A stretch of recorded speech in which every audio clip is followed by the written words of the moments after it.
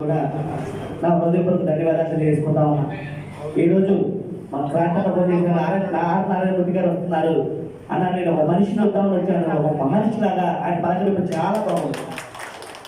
ఇకపోతే ఈ రోజుల్లో కమర్షియల్ వేవ్స్ లో సినిమాలు ఆడటం కోట్లు సంపాదించడం అని చూస్తూ ఉన్నాం.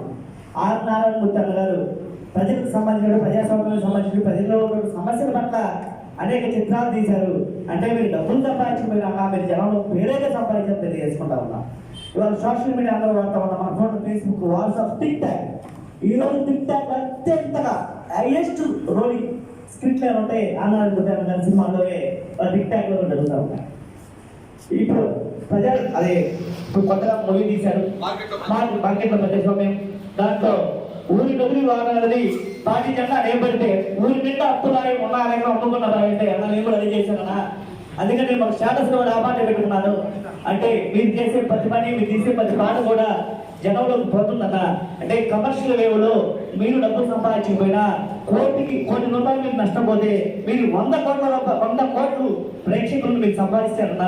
మన తెలుగు తెలంగాణ, ఆంధ్ర రాష్ట్రాలే కాకుండా చుట్టుపక్కల రాష్ట్రాల్లో కూడా తెలుగు వాళ్ళు ఎక్కడున్నా మొట్టమొదటి కమర్షియల్ హీరోల పేర్లు వర్షం చెప్తే ప్రత్యేకంగా హీరో పేరు చెప్పండి నారాయణమూర్తి గారిని చెప్తారని మీకు తెలియజేసుకుంటా ఉన్నానా.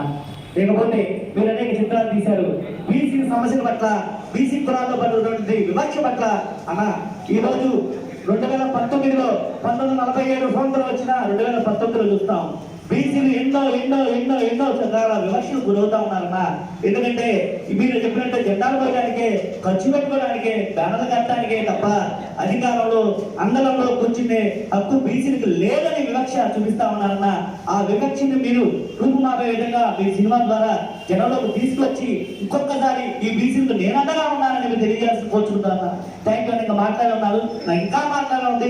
ధన్యవాదాలు. Thank you. అలాగే